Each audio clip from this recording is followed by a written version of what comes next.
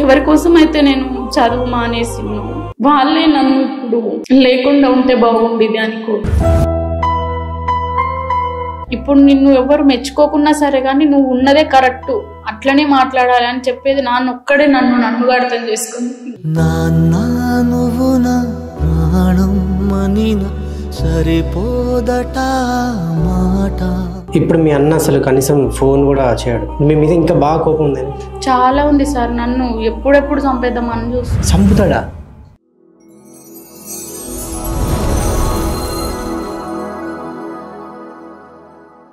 ఇంకా ఒక్క చిన్న అంటే ఇప్పుడు మీ అక్కలు మీ అన్నయ్య అమ్మ ఎవరు మాట్లాడలే? ఎవరు ఎన్నేళ్ళు అయింది? ఒక 10 నెలలు కానీ వస్తుంది. 10 నెలలు. అమ్మ ఎవరితో నన్ను ఫోన్ చేపించి ఇట్లా తెలియకుండా మాట్లాడినా ఆమెను తిడతారు.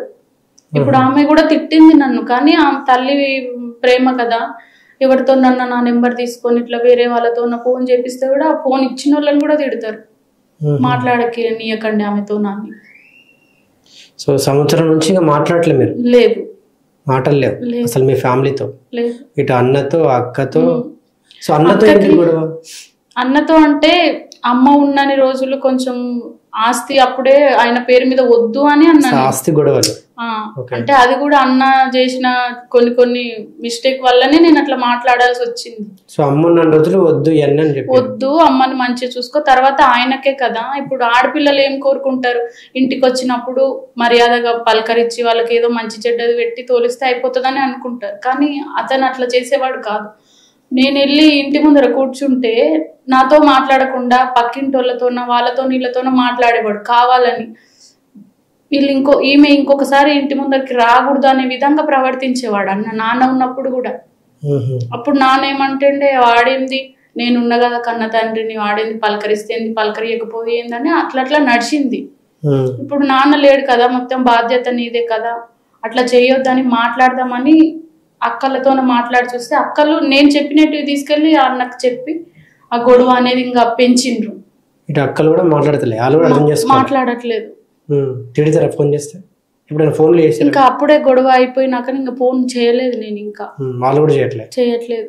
అక్కకి 4 పిల్లలు అయితే అక్క కూడా చిన్న ఉన్నప్పుడు మీ అక్క పిల్లలు మీరే పెంచిరా? నేనే పెంచిన. నేను ఎత్తుకొని ఇట్లా కింద కొంచెం అలసట్లాగా వచ్చి కింద కూర్చోమ్మా అంటే కూడా పిల్లలు ఇట్లా కాలు ఇట్లా పెనేసేది, నడుముకు దింపొద్దు పిన్ని అని. అలాంటి పిల్లల దృష్టిలో నాకు క్యారెక్టర్ లేని చేసింది మా అక్క. మీరు మీ చదువు మానేసి మీ అక్క కోసము ఆ పిల్లల్ని పట్టుకొని ఇంత చేస్తే మీ జీవితం అంతా త్యాగం చేశారు, చదువు పక్కన పెట్టేసి. ఈరోజు మిమ్మల్ని దూరం చేసి నేను పెంచిన పిల్లల పెళ్ళి, పెద్ద పాపకి పెళ్ళయింది, కళ్ళారా చూసుకోకుండా చేసింది ఆమె స్వార్థం వల్ల. పెళ్లి కూడా పిలవలేదు. నేను ఏ రోజు అక్కకి అంటే ఆమె సిటీలోనే ఉంటది, కానీ ఆమె మైండ్ ఏంటంటే పనికోవాలి, డబ్బులు సంపాయాలి. అదే ఆడపిల్లలు, పెద్ద పాప బాగా చదువుతుంది, చాలా తెలివైనది. అంటే ఆమెను మంచిగా ప్రైవేట్ స్కూల్లో వేసి చదివి అని మంచిగా చెప్పిన, నువ్వు ఎన్ని డబ్బులు సంపాదించినా వేస్ట్, ఆ పిల్లలకి మంచిగా చదువు చెప్పిస్తే వాళ్ళే తర్వాత సంపాదించుకుంటారని నేను ఇట్లా చెప్తే, ఈమె పెద్ద లాయర్ లాగా చెప్తుంది, పెద్ద చదువుకున్న దాంట్లో చదువుకుంటే ఇంకా ఎట్లా ఎత్తులో పడుతుంటాను అని ఇట్లా కించ ప్రతిదానికి అవమానించేది అక్క చాలా. సో మీ కుటుంబమే మీ జీవితాన్ని నాశనం చేశారు. చాలా సార్, చాలా. అక్క కొడుకు బాగా ఐటు పర్సనాలిటీ మంచిగా ఉంటాడు. వాడిని మంచిగా చదువుకుంటే వానికి ఏదైనా కానిస్టేబుల్ ఏదో ఒకటి వస్తుంది కదా సార్. నేను అట్లా వానికి ఏదైనా వాడు భయపడే విధంగా నేను మన అక్క కొడుకు కదా నేను ఏదైనా చెప్తే, పిల్లల ముందు నువ్వెవరు చెప్పడానికి, నీకేం అవసరం, నీది నువ్వు చూసుకో, మీ బావగా నిన్నాడు అనుకో చూడు అంటే, మీ పిన్ని కాబట్టి నీకు చెప్తుంది రా అని నువ్వు పిల్లలకు చెప్తే ఆ పిల్లలకు కూడా ఒక రెస్పెక్ట్ ఉంటుంది. అట్లా చేసి నేను మంచి చేయడానికి వస్తే నాకు చెడు ఎదురొచ్చింది సార్. మరి చిన్నగా ఉన్నప్పటి నుంచి మీరే పెంచారు మీ అక్క పిల్లల్ని, కనీసం వాళ్ళు కూడా ఫోన్ చేసి కనీసం ఆ పిల్లలతో ఎప్పుడు ఫోనే ఉంటది. సరే తల్లి అంటే చెప్పకపోయినా కూడా, అవును పిన్ని ఇట్లా పెళ్లి కుదిరింది, అమ్మ అయితే చెప్తలేదు గొడవల వల్ల, నేనేం చేయలేను పిన్ని ఏమనుకో, కానీ ఒక్క మాట మాట్లాడినా నేను ఈరోజు ఇంత బాధపడాను సార్, బాధపడను. ఓకే, సో చిన్నగా ఉన్నప్పటి నుంచి బాధలు పడ్డారు, మళ్ళీ ఇప్పుడు అయ్యే బాధలు మళ్ళీ మిమ్మల్ని బాధ పెడుతున్నారు. నేను మా ఆయనతో సంతోషంగా ఉండడం కూడా ఓడ్చుకోలేకపోతున్నారు సార్, ఓడ్చుకోలేకపోతున్నారు. సో ఇప్పుడు మీ హస్బెండ్ మరి వాళ్ళతో ఏమైనా మాట్లాడతారా? మీ హస్బెండ్ తో మాట్లాడాడు అసలు? మా ఆయననే మొత్తం నాకు నేర్పించి చేస్తున్నాడని క్రియేట్ చేసింది మా అక్క. మా చెల్లెల్ని మా మీదకి వ్యతిరేకంగా చేసిండు మా మరిది అని. అసలు మా ఆయన ఎప్పుడు అట్లా చెప్పాడు. ఎందుకంటే మేము కూడా కొంచెం పెళ్ళైన కొత్తలో కొంచెం ప్రాబ్లమ్స్ వచ్చినాయి.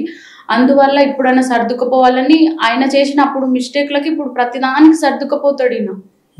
అదే వాళ్ళకి ఇంకా అర్థం చేసుకోవట్లేదు. గుచ్చి ఇట్లా చేసిండు, అప్పుడు అట్లా చేసిండు అని మేము పడ్డ గొడవలు గుర్తు చేస్తుంది అక్క. మీ ఆయన ఎలా అంటాడు, మర్చిపోయినావా, నేనేమన్నాడు మర్చిపోయినావా. ఇప్పుడు పొరపాట్లు చేసి తర్వాత సర్దుకున్నాక ఇప్పుడు సొంతం అక్కలు అట్లా గుర్తు చేయకూడదు కదా. ఓకే, ఇప్పుడు మీ అన్న అసలు కనీసం ఫోన్ కూడా చేయడు. మీ మీద ఇంకా బాగా కోపం ఉందండి? చాలా ఉంది సార్. నన్ను ఎప్పుడెప్పుడు చంపేద్దామని చూస్తుంది. చంపుతాడా? మాట్లాడండి సార్. ఆయన మాట్లాడిన మాటలు వింటే మీరు అసలు మీ అన్నని ఆస్తి కోసం చంపేస్తాడా?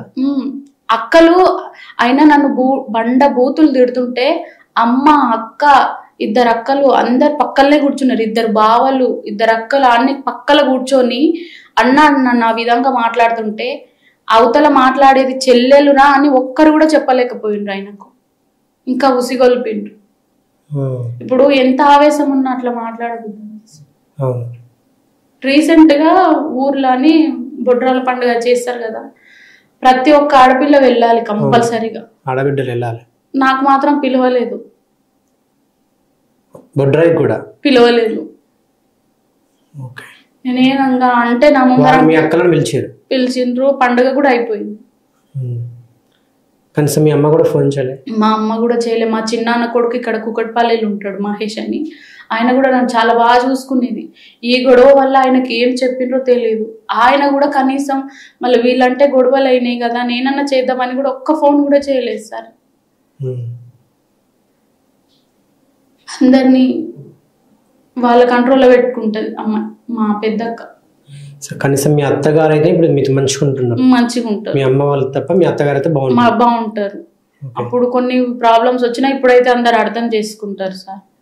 ఇంకా వాళ్ళే చెప్తారు, ఇంకా వాళ్ళ గురించి ఆలోచించకు, ఎవరు లేరు అనుకో, మీ నాయనతోనే అందరు అంత అయిపోయినారు అనుకో, ఇంకా వాళ్ళ గురించి ఆలోచించకు, ఆలోచిస్తే నీ ఆరోగ్యం ఖరాబ్ అవుతుంది, పిల్లలు ఉన్నారు ఇద్దరు, అట్లా ఇంకా వాళ్ళ గురించి ఆలోచించొద్దని ధైర్యం చెప్తారు. మా ఆయన అయితే చాలా చాలా చాలా బాగా చెప్తాడు నాకు ధైర్యం. ఎప్పుడైనా కొట్టే ప్రయత్నం చేసిరా మీ ఇంట్లో వాళ్ళు మిమ్మల్ని?